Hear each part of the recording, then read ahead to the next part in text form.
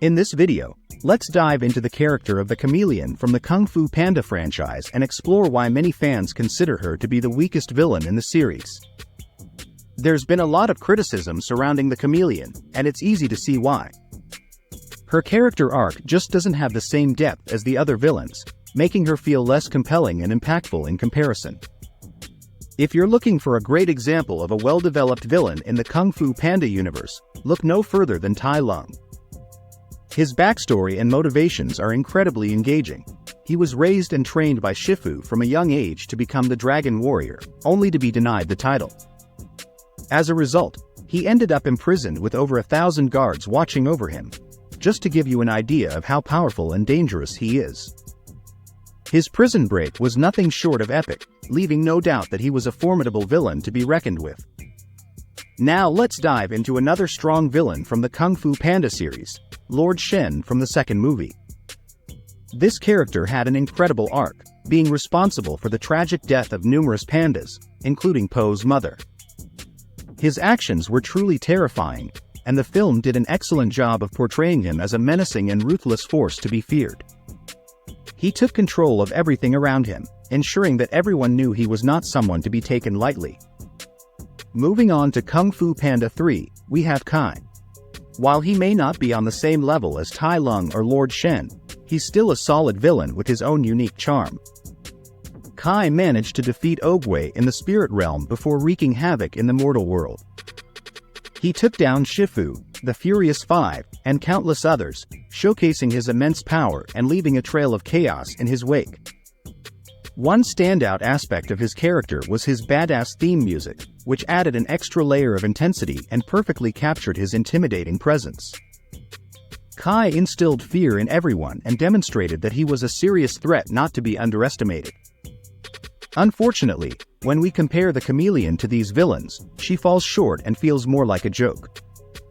She lacks the depth, development, and impact that made Tai Lung, Lord Shen, and Kai such memorable antagonists.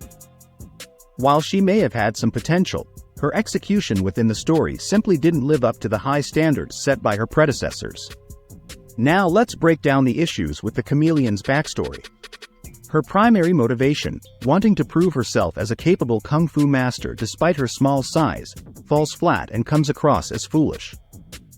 This is mainly because we've seen other small characters, such as Mantis from the Furious Five, excel in martial arts, showing that size isn't a significant factor in determining a warrior's abilities. Numerous small masters have proven to be incredibly powerful and skilled, making her complaints seem unfounded.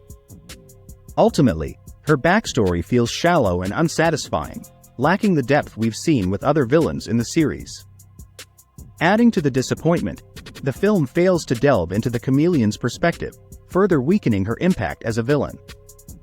Previous antagonists were given ample screen time to explore their motivations and backgrounds, making them more nuanced and interesting to watch. By not giving the Chameleon the same treatment, she becomes a less engaging and forgettable character, causing her to pale in comparison to her predecessors. One major flaw with the Chameleon as a villain is that we never get a proper glimpse into her side of the story or backstory like we did with previous villains in the series. This absence of context leaves her character feeling underdeveloped and one-dimensional, making it difficult to connect with her or understand her motivations. In contrast, the other villains had their stories and backgrounds thoroughly explored, giving viewers insight into what drove them to become the antagonists they were. We felt the weight of their actions and the impact they had on the storyline. With the Chameleon, her story merely revolves around stealing powers from kung fu masters, leaving her development feeling shallow and incomplete.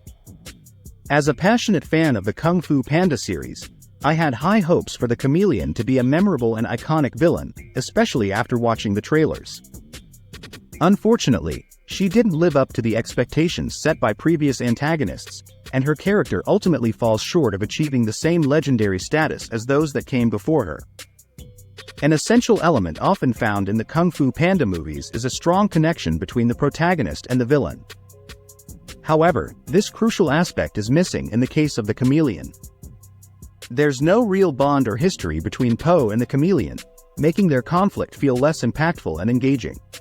Despite the Chameleon's efforts to steal the powers of previous villains, including Tai Lung, Lord Shen, and Kai, her eventual defeat comes far too easily.